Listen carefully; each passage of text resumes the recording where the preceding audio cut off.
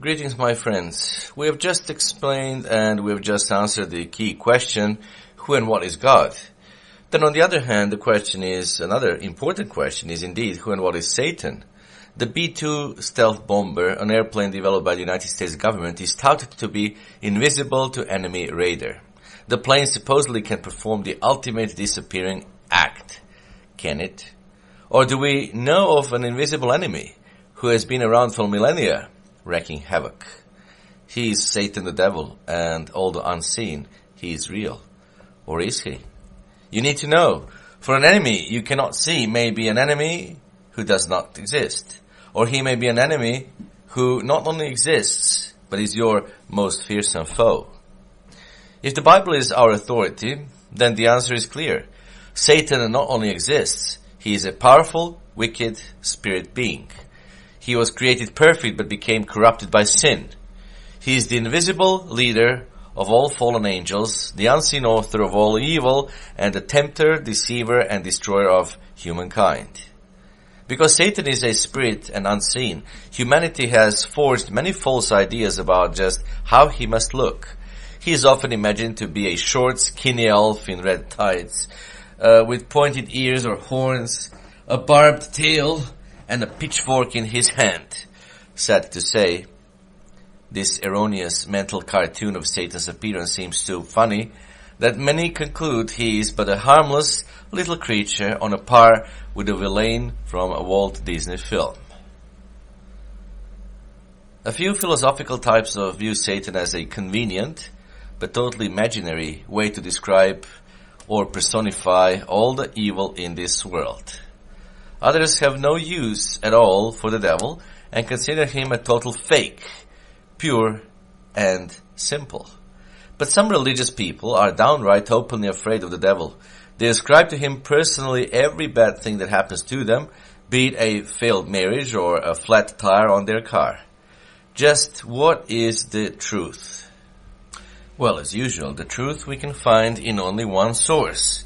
Of course, there are other truths that are half-truths in this world, but the source of the absolute truth is indeed found only in the Holy Scriptures in the Bible. So, what does the Bible say? Well, to begin, the Bible shows that 3 levels or classes of beings exist in the universe. The first class, men and animals, both composed of physical matter, make up one class. The spirit-composed members of the God family, which at present includes God the Father and Jesus Christ, the Gospel of John chapter 1 verses 1 and 2 and verse 14, they are another class, the highest form of life. And the third class of being is the angels. Now angels are spirits or spirit beings, as it says in Hebrews 1 verse 7, who serve as God's helpers as he unfolds his plan for man, as we can read in verse 14. Hebrews chapter 2 verse 5 through 7 explains that man right now is lower than the angels. But man will eventually be set in authority over angels when he is finally resurrected as a spirit being. You can find it in verse 8 of the Hebrews 1 and also in 1 Corinthians chapter 6 verse 3. Thus we see that angels are spirit beings of superior power and authority to men. They minister as God's servants in matters God directs. Now within the angelic realm, different ranks or stations of angels exist. 2 that the Bible mentions specifically are the cherubim, Genesis chapter 3 verse 24, and the seraphim, Isaiah chapter 6 verse 2. We can conclude from biblical evidence that there are probably just 2 cherubim and that they hold special responsibility at God's throne. More on this in a few minutes. Some angels are righteous and are wicked. In Luke chapter 11 verse 26 we find that. These wicked ones, having sinned and been cast down, as we read in Jude verse 6 and 2 Peter chapter 2 verse 4. These fallen angels, demons, have over them a ruler or prince or boss. His name is Satan, as plainly revealed in Matthew 9 verse 34 and Luke 11 verses 14 through 19. Exactly how did Satan come to his position as chief of the wicked spirits? Well, 2 main portions of Scripture fill in the most important details. Isaiah 14 verse 12 through 15 and Ezekiel 28 verses 12 through 17. Isaiah 14 starts with a taunt against Babylon, which carried the nations of Judah into captivity. Verse 12, however, makes a literal jump into prehistory and begins to speak to the real power behind Babylon. Begins to speak about Satan the devil, here called Lucifer. Verse 12 exclaims that Satan was cut down. Verses 13 and 14 reveal that the thoughts of his heart had been to exalt his authority even above God's, actually to knock God off his throne. Verse 15 shows that these evil plans were ill-fated, for God was to bring him down to Sheol, to the lowest depths of the pit. Now notice how these verses parallel Christ's statement that he beheld Satan fall like lightning from heaven in Luke chapter 10 verse 18, and Peter's record that the demons were cast down from God's presence in 2 Peter chapter 2 verse 4. Continuing now in Ezekiel 28, we find more of the details. Ezekiel 28 opens with a prophecy against the ancient city of Tyre, a powerful sea-coast kingdom in Palestine during Old Testament times. The prophecy against the entire city is couched in terms directed to the prince or ruler of Tyre, since the ruler is responsible in God's eyes for the sins of the city. But in verse 12, a complaint or cry is made, not against the prince, but against the king of Tyre.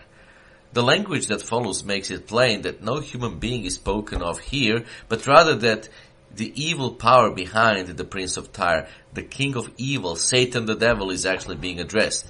Verse 12 shows Satan was created full of wisdom and perfect in beauty. Verse 14 states that Satan was an angel of the type or rank of cherub. He had been at the very throne of God. Verse 15 says he had been created perfect, but that iniquity was found in him. Verses 16 and 17 indicate that his sins included vanity, covetousness, and selfishness. And before summarizing these two sections, it is helpful to briefly cite Revelation 12, verse 3 and 4. Here we see Satan symbolized as dragon, having authority over 1/3 of the angels of heaven, who are called stars in this verse, in this section of the scripture. When we combine this with Isaiah and Ezekiel, the full picture emerges. Satan was a powerful and beautiful angel, a cherub, with high responsibilities, reporting directly to God's throne.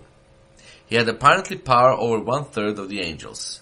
Most likely the other 2/3 of the angels were under the direction of the other two cherubim, Michael and Gabriel probably. Although created perfect, Satan had the power of free choice. He chose to follow the way of vanity and covetousness, and thus became corrupted. He tried to overthrow God, but was beaten back and thrown down to the earth, along with his angels, who became demons. A brief survey of the biblical names for Satan shows Satan's present role and his character. He is called a serpent in Genesis 3:1, the devil and Satan, Revelation 12 verse 9. He is also called the evil one in John 17:15, the angel of the bottomless pit, and Abaddon and Apollyon, which both mean destroyer, Revelation 9 verse 11. Belial he is called in 2 Corinthians 16:15, and Beelzebub in Matthew chapter 12 verse 24. Though this may surprise many, the Bible clearly calls Satan the ruler of this world in John 12 verse 31, and also calls Satan the god of this age in 2 Corinthians 4:4. Now of course Satan is man's chief tempter. We see that in Mark chapter 1 verse 13 and Mark 4 verse 15, as well as in 1 Corinthians chapter 7 verse 5. Satan is the deceiver, not of the few, but of the whole world, Revelation 12:9 and 2 Corinthians 11:14. But how does Satan work? Although spirits can possess a person if given permission, this is not the usual way they tempt or attack. Now all of us know how every person exudes a power of personality that radiates from him through his moods, emotions, and tastes. Thus a person may be said to be the life of the party or the drag on the company. His or her influence seems infectious for the good or bad of others. Satan, a spirit being, is far more powerful than any human. He is able to transmit, as it were, the attitudes or moods of rebellion, vanity, and hate, and to infect others with these attitudes, just as surely as a sour person can dampen a party.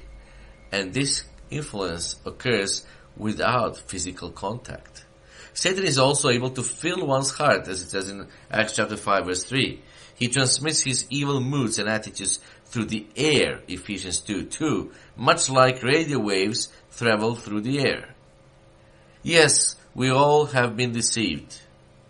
But the greatest deception of all is the one many people now believe, that Satan doesn't exist in the first place, or if he does, that he is a harmless cartoon elf. The Bible states differently. Satan is a powerful evil being. His whole purpose, Christ said, is to steal and to kill and to destroy. John chapter 10 verse 10. Now here are some of the main Bible verses about Satan. Hebrews 1 verse 7 and Hebrews 2 verse 5 through 7. The role of angels is defined in those two scriptures.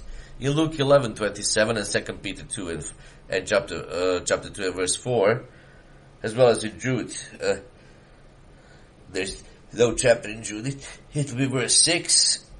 So in Jude 6 we read, as well as in 2 Peter 2:4 and Luke 11 verse 26, we read that some angels are wicked and have been cast from God. In Matthew 9:34 and Luke 11 verses 14 through 19, the leader of the fallen angels is Satan. Isaiah 14:12 and verse 13, 14 and 15, as well as Ezekiel 28 verses 12 through 17, the story is the story of Satan's rebellion. Once again, it's in Isaiah chapter 14 verse 12 through 15 and Ezekiel 28 verses 12 through 17. Revelation 12:9, Satan deceives the whole world. John 12 verse 31 and 2 Corinthians 4:4, Satan is called the ruler and God of this evil world. In conclusion, brethren, yes, America's stealth bomber may or may not succeed. But one thing is sure, Satan the devil, a hidden but powerful foe of humankind, is indeed the original and most deadly disappearing act of all time.